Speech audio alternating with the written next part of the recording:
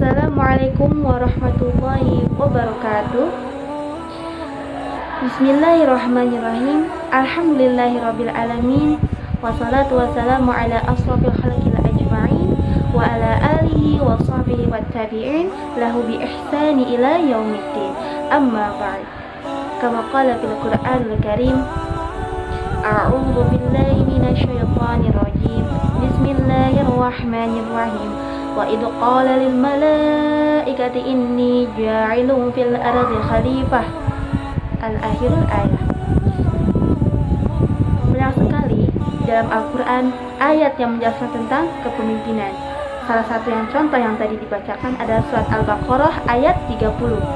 Ada lagi di surat Al-Nisa ayat 59. Akan tetapi makna kepemimpinan ini banyak sekali dalam bahasa Arab, namun mempunyai wilayah makna yang berbeda.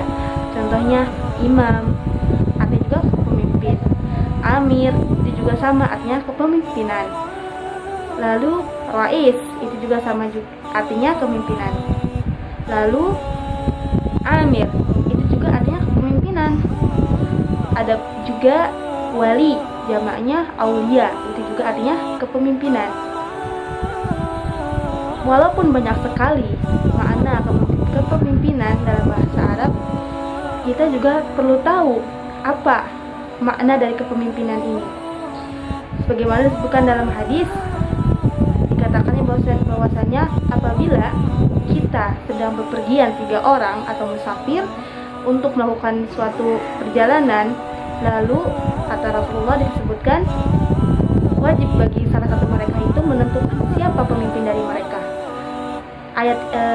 Hadis ini menjelaskan bahwasannya pemimpin itu sangat perlu, dan dikatakan oleh ulama kontemporer yaitu Al-Mawardi dan Imam Al-Ghazali menyebutkan bahwasannya pemimpin kita, memilih pemimpin itu wajib syar'i. Itu dikatakan oleh beliau karena pemimpin ini sangat perlu bagi kita semua. Bahkan apabila nanti ada sebuah ungkapan dari ulama, yakni Ibnu Taimiyah, mengatakan sesungguhnya aku lebih baik tinggal di sebuah negara atau tempat daerah yang itu pemimpinnya zalim, dan di situ tinggalnya bukan 1 hari 2 hari tetapi 60 tahun. Bayangkan, walaupun 60 tahun aku berada di tempat yang pemimpinnya itu zalim, maka itu lebih baik daripada 1 hari di tempat yang tidak ada pemimpinnya. Itu sebuah ungkapan yang perlu kita garis bawahi, bukan memaknai secara legitimasi bahwasanya kita itu memilih seorang pemimpin yang harus yang zalim. Itu bukan. Kita harus berpikir bahwasanya betapa pentingnya dalam Islam itu seorang pemimpin. Nah, akan tetapi yang perlu kita ketahui, apakah pemimpin ini, jika melihat gender itu bahwasanya dalam Al-Quran sudah disebutkan ar-rijalu qawwamuna 'alan nisa, bahwasanya seorang laki-laki ini dia pemimpinnya daripada wanita. Apakah bisa wanita menjadi pemimpin?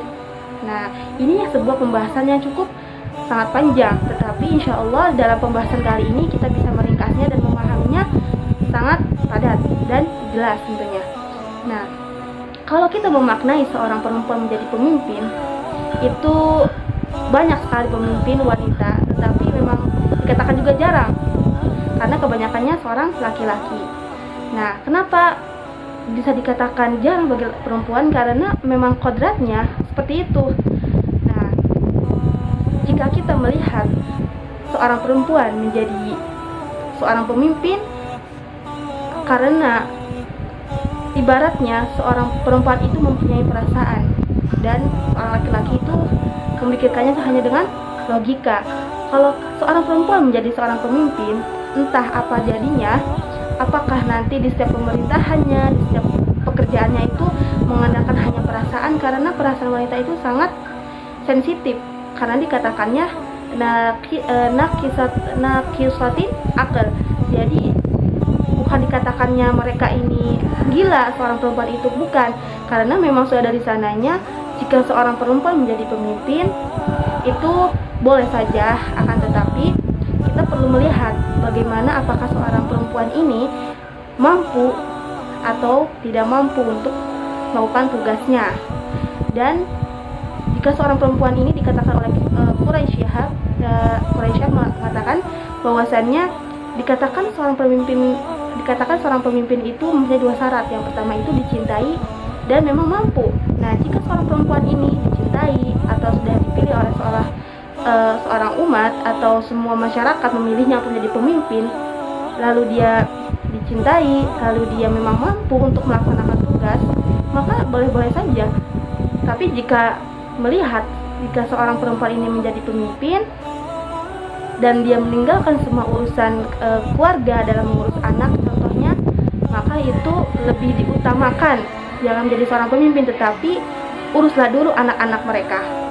Itu karena dikatakan dalam kitab At-Takrib, fikih takrib ini mengatakan salah satu syarat menjadi seorang pemimpin yaitu adalah laki-laki, adil, pintar, dan juga Islam.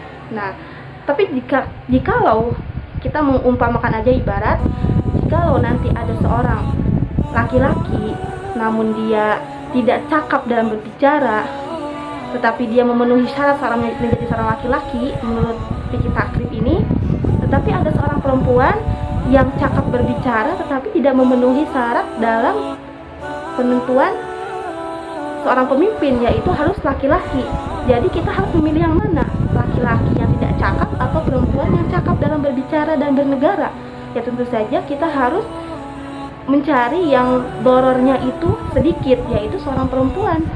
Karena memimpin negara itu perlu adanya amanah, fatonah, tablik yang dimiliki oleh Rasulullah SAW. Walaupun di dalam sebuah cerita bahwasannya pemimpin juga di zaman Rasulullah ada yang memimpin itu adalah seorang wanita. Contohnya kita melihat ada kisahnya perang Jamal, yaitu yang dipimpin oleh Sayyidah Aisyah. Akan tetapi kita juga harus perlu mencari bahwasanya jika perempuan ini memenuhi syarat, lalu dia bisa memimpin bernegara, dicintai oleh masyarakat, maka kita harus menerimanya. Jangan kita seolah-olah berpikir yang sangat sempit, apa yang dikatakan dalam kitab ini seorang pemimpin itu harus laki-laki. Tetapi jika laki-lakinya ini tidak memenuhi syarat dan dorongnya banyak, maka kita harus memilih perempuan.